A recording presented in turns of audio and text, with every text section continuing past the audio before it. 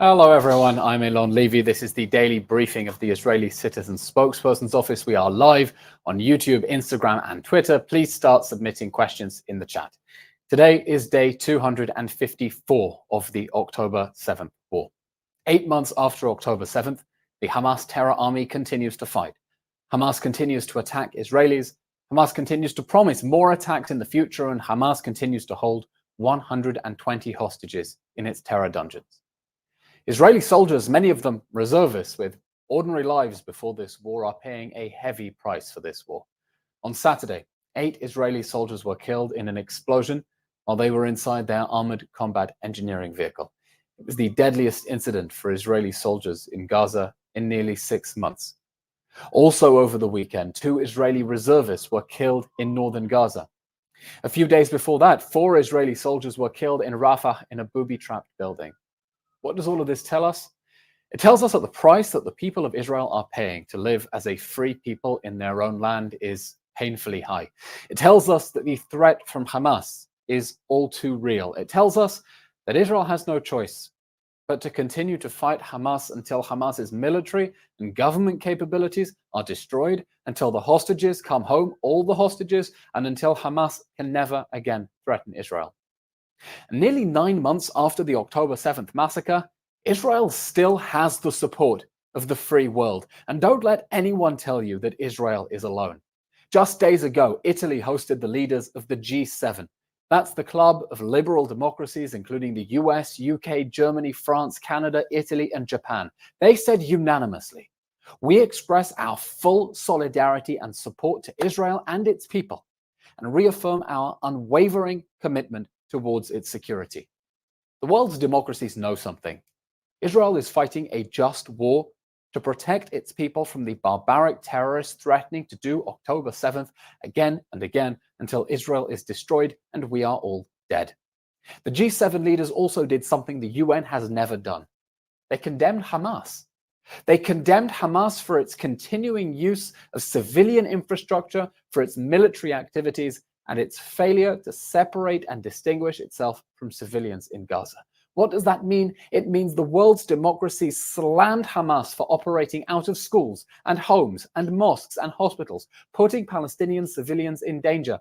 Because Hamas is not using them as human shields, it's using them as human sacrifices.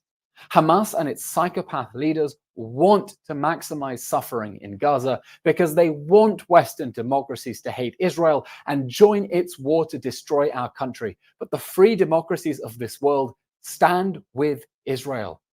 We have our disagreements, but countries that share our values know that Hamas is a barbaric terror organization with no regard for human life.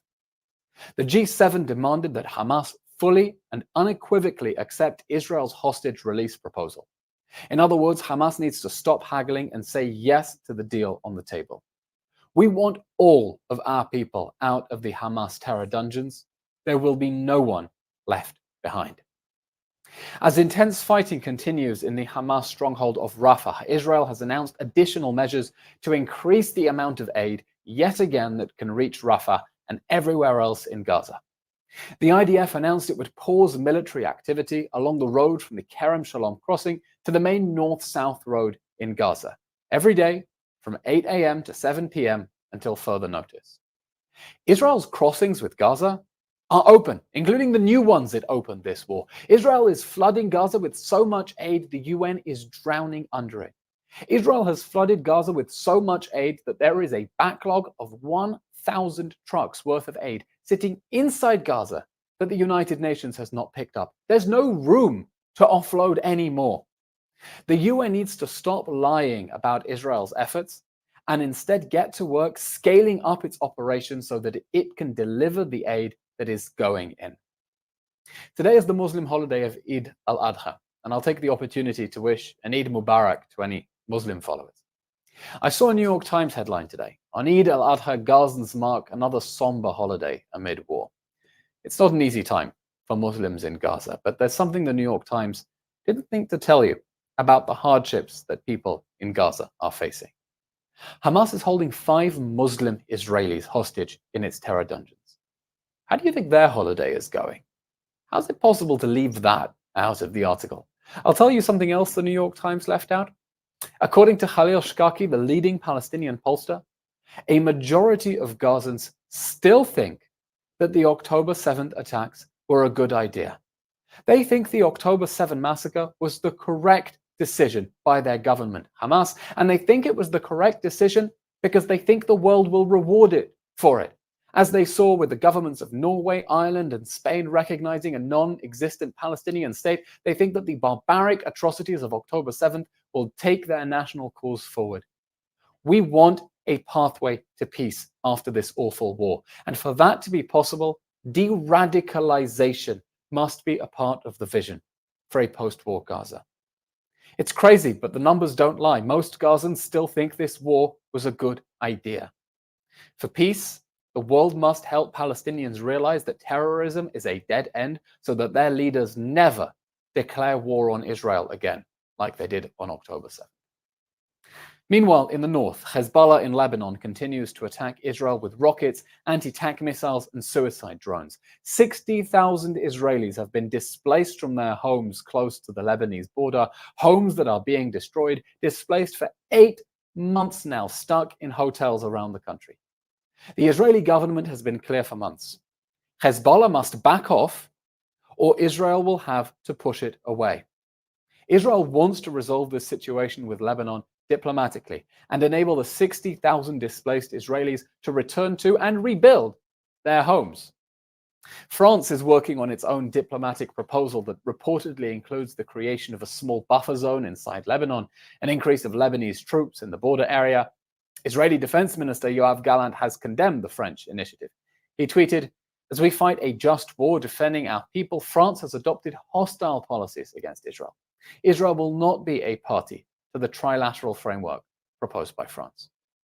As Hezbollah continues to escalate its attacks, a diplomatic solution is looking less and less likely, but it's necessary if we are going to avoid a full-scale war, a war that Hezbollah declared on Israel on October 8th in solidarity with the rapists of Hamas. It's time for the whole world, it's long past time for the whole world to wake up and take immediate steps to rein in Hezbollah, Iran's proxy army in Lebanon. There is no room for half measures. We'll take some questions now from the audience watching live on the various social media platforms. As always, please remember, you can submit questions in advance or during the briefing on YouTube, Twitter, Instagram, all the platforms. Questions, please. Leora on the Instagram live feed writes, many people are still legitimizing UNRWA as a place to donate. How do we educate people about why this is a problem? Leora, thanks for your question. UNRWA is a Hamas front. It is an integral part of Hamas's war machine that turns a blind eye as Hamas steals aid away from civilians in need, that allows Hamas to operate military facilities inside its schools, and that employs thousands of Hamas terrorists, including some who took part in the October 7 massacre. It isn't part of the solution, it's part of the problem. And it's part of the problem not only because Hamas uses it to launder propaganda for the international community and cover up its war crimes, but because UNRWA exists in order to perpetuate this conflict. At the end of the Second World War, there were refugee crises all around the world, and all but one of them was solved because the refugees were resettled and given new homes. The Palestinians are the only case of a group that got their own refugee agency whose job is to give them refugee status in perpetuity one generation after the next. And as a result, 70% of people in Gaza, they were born in Gaza, their parents were born in Gaza, their grandparents were born in Gaza, are told Gaza is not your home. You have a right to live in Israel. And until you use violence to go and live in Israel, we will continue to give you welfare at the expense of international taxpayer. And that means that those countries that are supporting UNRWA are perpetuating this conflict. They are dragging this conflict on for longer than it needs, because instead of telling Palestinians that the war of 1948 is over, you need to live next to Israel, they are encouraging them to continue the cause of violent struggle until Israel is destroyed. And it's important for us to be clear that there is no room for UNRWA in Gaza after this war. When this war is over, in order for there to be peace between us and our neighbors, we need de-radicalization. We can't have children growing up in schools being taught that violent struggle against Israel is something to be glorified until Israel is destroyed. And that's the point of UNRWA, and that's what they're teaching them in their schools. We need a system that will teach them to embrace peace, that will not allow terrorists to hijack aid, and definitely not hire terrorists and put them on their payroll. For the sake of peace, UNRWA must go. I hope that was clear. Next question, please.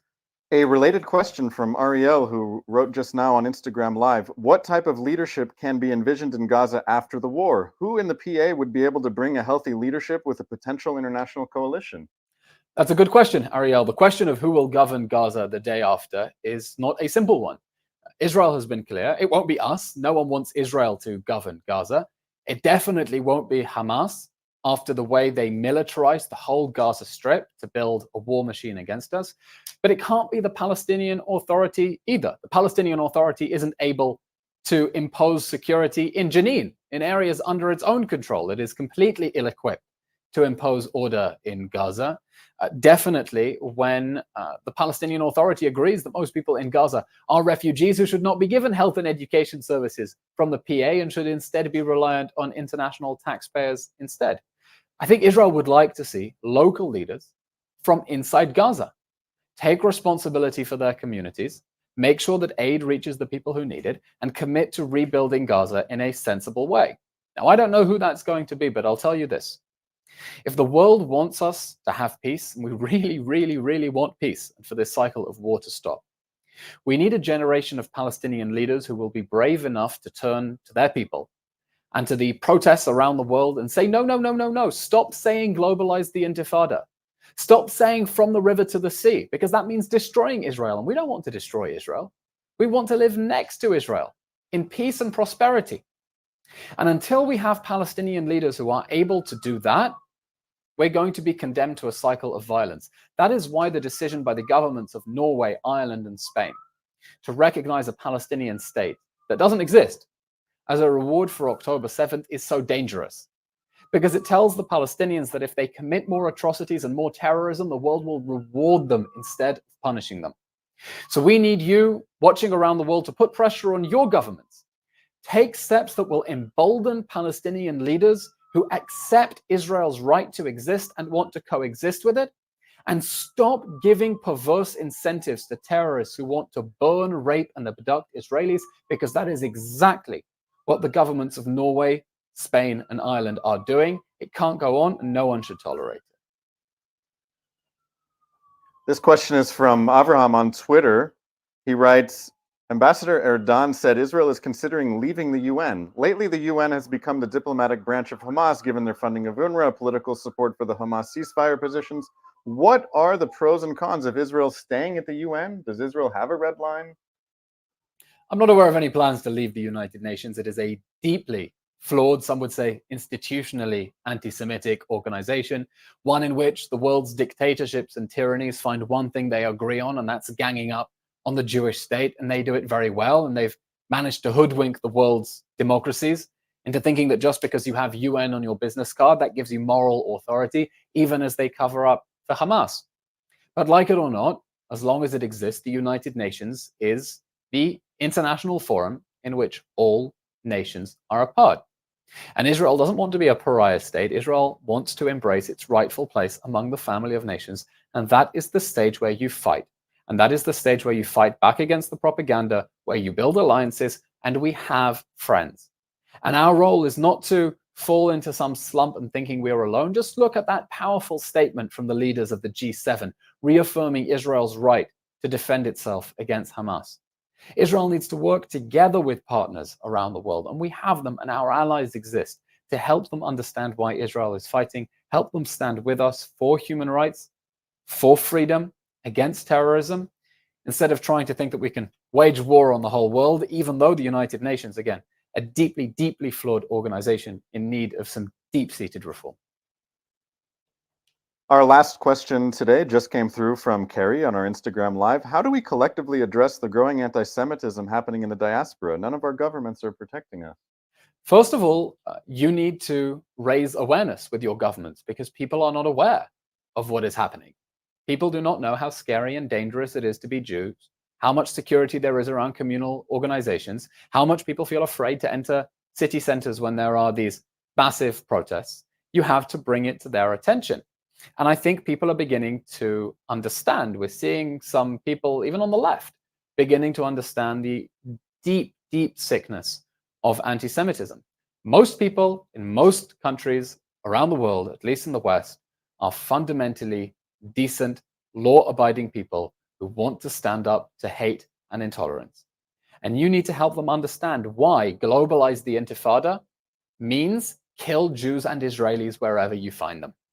You need to help them connect the dots because it doesn't make sense intuitively in their own heads. You need to help them connect the dots, and you need to stand up for your places in Western society as well. I'm not one of the people who will say everyone should make Aliyah, pack up your bags and come and live in Israel. No, Israel needs and wants strong Jewish communities around the world because you are responsible for keeping Western countries sane and loyal to their own fundamental values. When there are many extremists who want to drive them off a cliff, do not let them do that. Help mainstream society wake up, connect the dots, and stand up to hatred and intolerance. Okay, that's all we have time for today. We will be back tomorrow here at the Israeli Citizens Spokesperson's office. As always, I don't know what platform you're watching us on. Please follow us on all the other ones: YouTube, Instagram, Twitter, TikTok, LinkedIn, Facebook, all of them. And we'll be back tomorrow, 3 p.m. Israel time, 8 a.m. Eastern, with a live briefing and Q&A. Thank you for joining us. Thanks for following. Thanks for watching. Drop a comment below. Don't forget to like, share, and hit subscribe to stay updated with our latest content. Until next time, stay informed and inspired. This is Dejobnik signing off.